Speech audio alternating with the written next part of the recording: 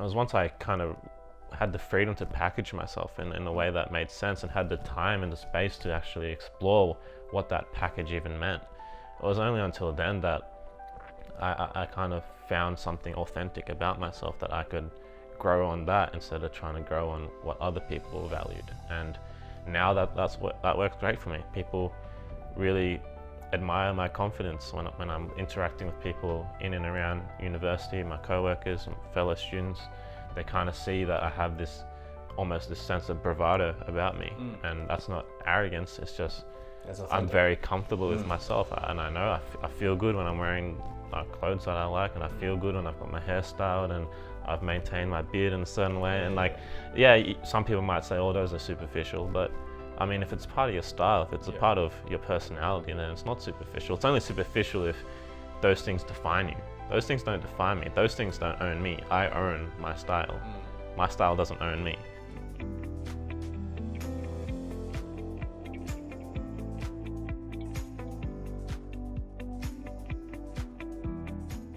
Welcome back to the Prometheus podcast. I'm here with Arlie and Hendry, as always. So, yeah, how have we been today? Not too bad. Not too bad? Yeah, not at all. Getting through it. Yeah. We've got some nice lighting back into it, so let's jump right into it. I think you have something we want to dive into a bit, Arlie?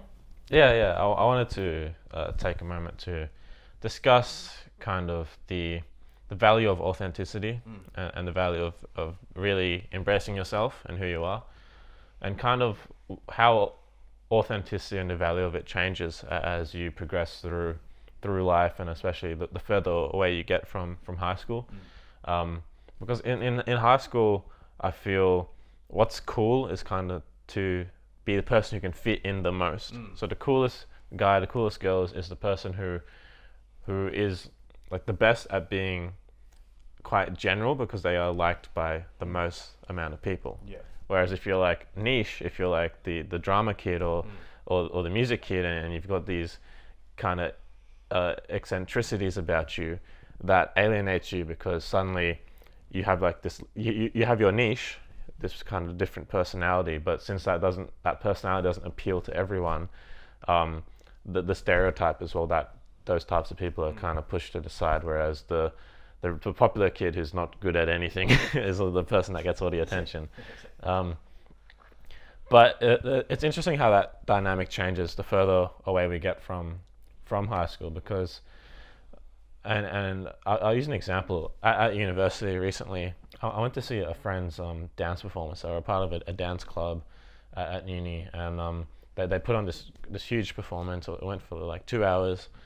And I remember just sitting there in the crowd looking at these people dancing. There was lots of girls, there was lots of guys, and it was I actually really admired the courage they had to just be themselves and really not be shy about the fact that they enjoyed dancing. And especially me being a guy and looking at the guys on stage dancing, I was actually quite jealous of them, that they had that kind of confidence to move their body in that way, whereas I couldn't dance to save my life. So but I know for a fact that if I had expressed that interest in wanting to learn how to dance or something like that in high school, people would have been saying, "Well, what do you mean? Like that's so weird. Like that's not what we do here."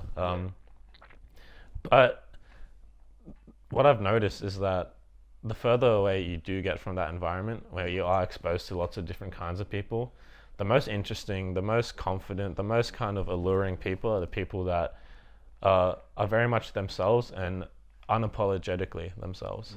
And that kind of confidence, even if it is eccentric and it does take a manifestation that perhaps is a bit different and a bit quirky, no one will question you. It's kind of that meme about how if you wear a high-vis vest and a hard hat, you can get into any building you want because no one's going to judge you. They're going to be like, "Oh, of course you belong here."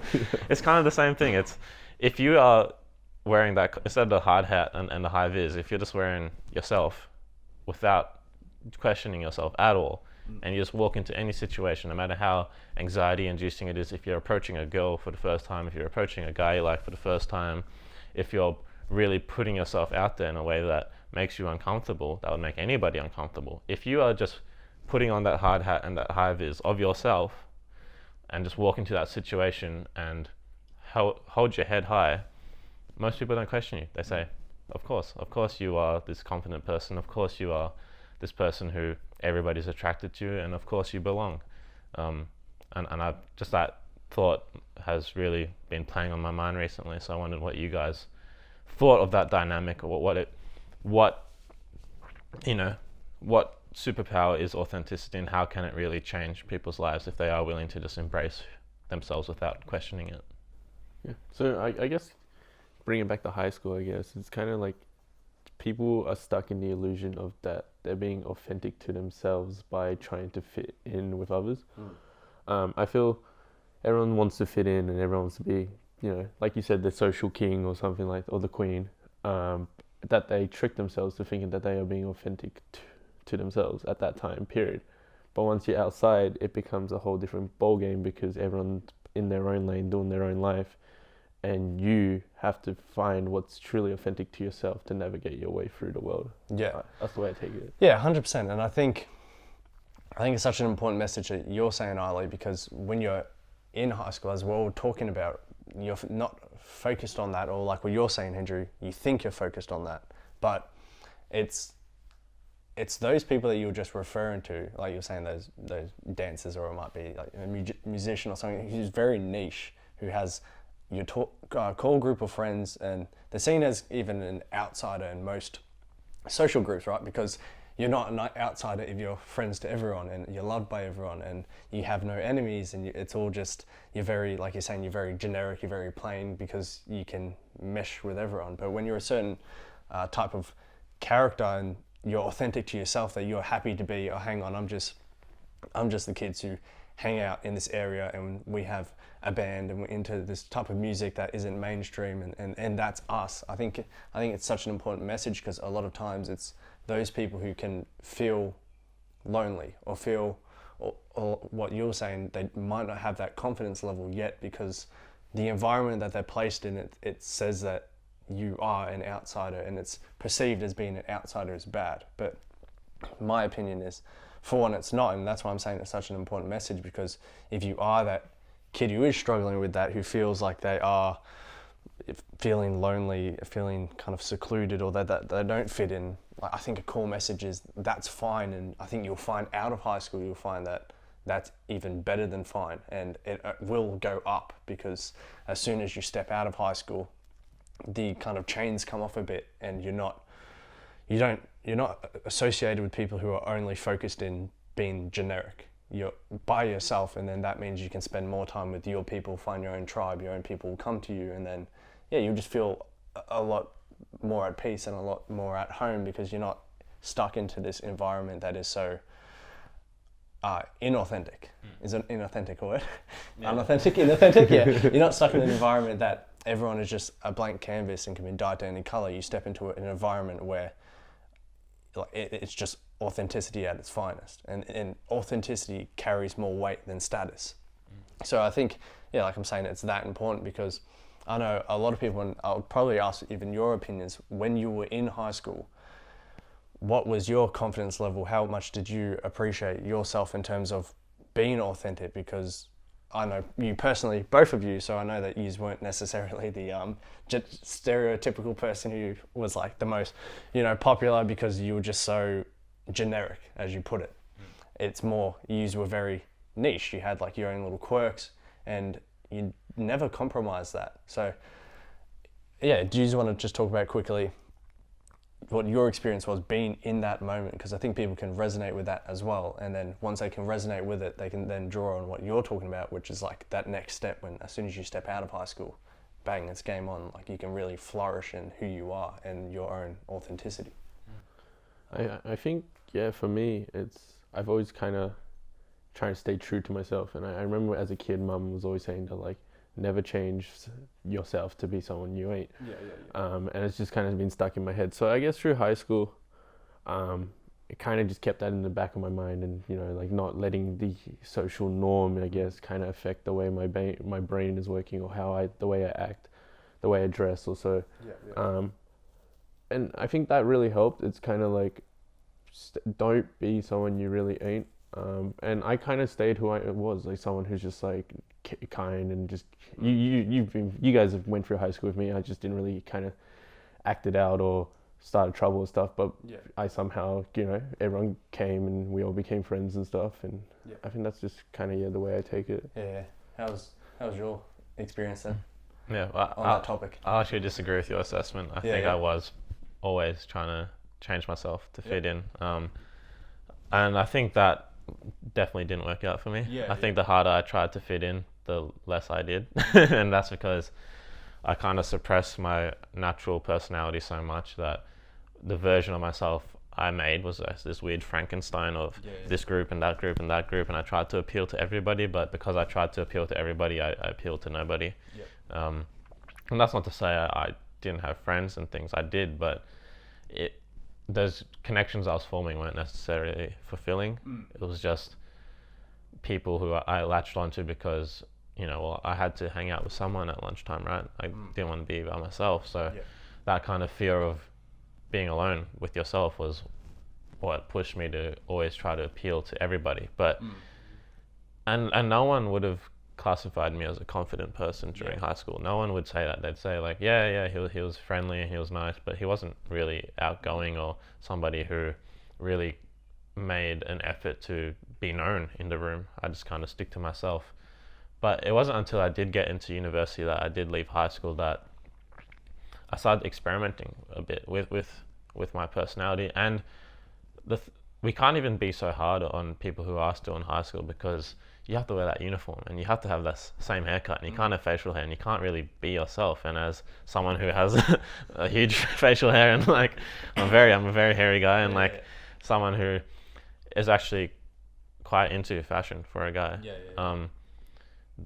Two of the core means of expression that I didn't have access to as someone in high school. So, and since I had never had access to it, I never even knew I had it. So there's all these quirks of my personality that just didn't even have a platform to didn't even have the fertile soil to take root in. And it wasn't until I left high school that I played around with different facial hairstyles. I could finally have wacky haircuts and actually experiment with that. I could finally wear the clothing and experiment with my fashion sense and find a style that was uniquely my own. And it was once I kind of had the freedom to package myself in a way that made sense and had the time and the space to actually explore what that package even meant. It was only until then that I kind of found something authentic about myself, that I could grow on that instead of trying to grow on what other people valued. And now that works great for me. People really admire my confidence when I'm interacting with people in and around university, my co-workers and fellow students.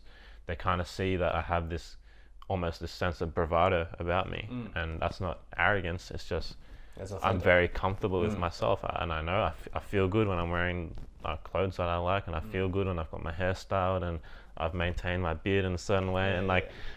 Some people might say, "Oh, those are superficial," but I mean, if it's part of your style, if it's a part of your personality, then it's not superficial. It's only superficial if those things define you.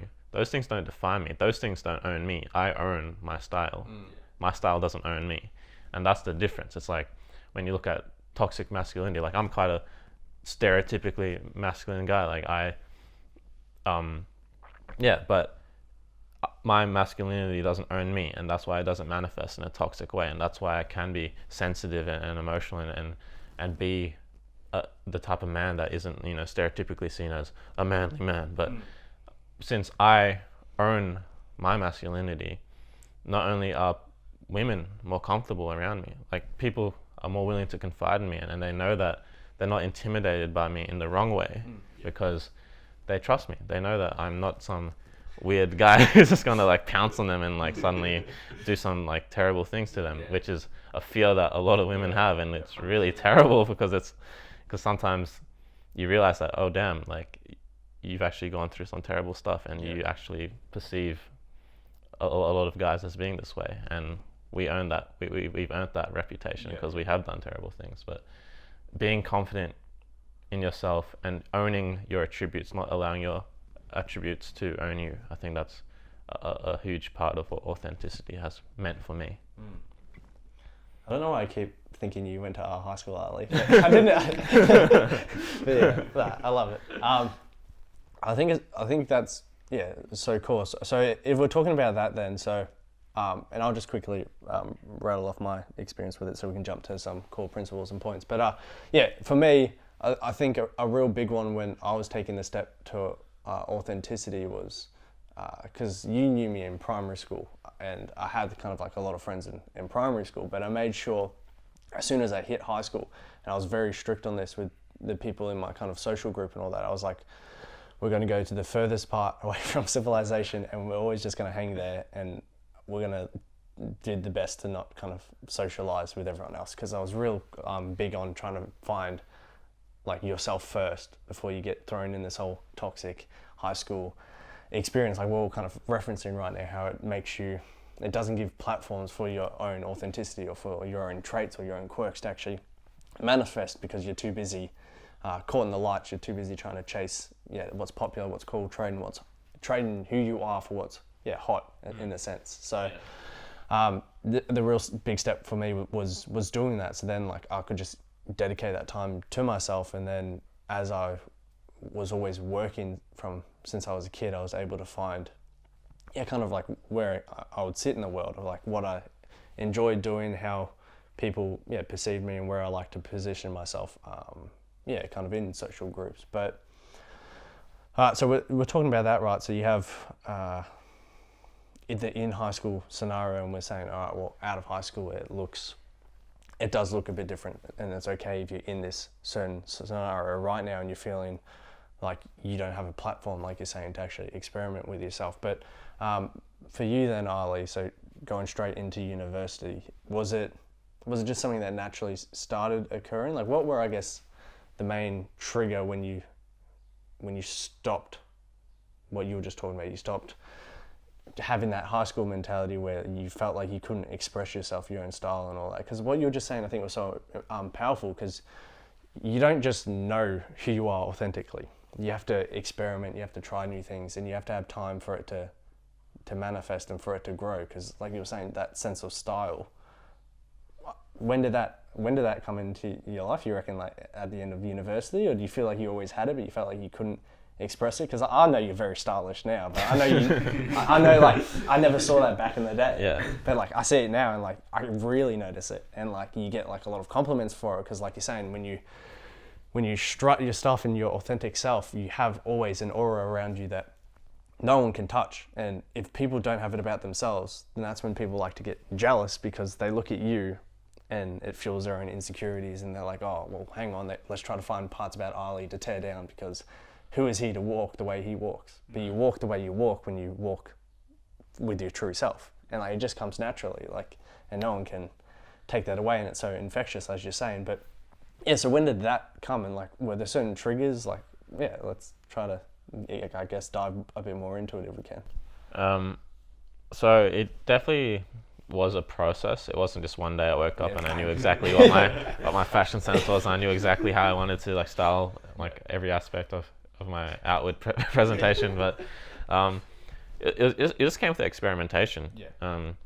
I think one of the best things about university is that you get exposed to so many people who suddenly don't care about what you think about them. And you meet people who, on both ends of the spectrum, people who are still very much stay the same, and that's okay. Maybe they didn't have much change that they needed to make. But then you see people who are super eccentric, and you see like white people with dreadlocks, and you're like, and like dyed, like eyebrows dyed and hair dyed and everything pierced, and you're allowed to do that because at university you can present however you want to present, and there's no barrier on that, unlike there is for school. And I'm going to take this in another direction real quick. Even people who have different sexuality, I didn't meet a person who was outwardly gay until I got to university. I didn't even know if they were real. like I just would meet them, like you'd see them in TV shows and all that. But like in high school, that's such a terrifying place for people who do have different orientations and different preferences. And it's kind of sad that Australian society is set up in that way, where they do feel persecuted and they don't feel like they can be outwardly themselves. But as soon as high school ended, it's like 10 of my mates just came out as gay, and you're like, oh, like perfect. Like, but I feel so sad that you didn't feel confident that you could confide that in me. And now a lot of my friends in university, there's so much diversity, there's so many different orientations. It's not just like gay or straight. There's all the things in between, and that's just another beautiful example of how leaving high school, leaving certain toxic environments where it is insular and you are stuck with the same people, when you suddenly have this platform to be who you want to be, suddenly anything's possible and you can actually authentically be yourself. So that's a much more legitimate sense than just changing your style, but that's like actually finally being able to be who you are in your DNA, which is a big deal. But I guess for me and my little superficial ways, it was just more of a process. It was more about feeling my way around it, just experimenting. Sometimes I'd rock up looking like an idiot. Sometimes I'd rock up, but I could kind of get a sense of what boundaries I was willing to push and what made me feel most confident.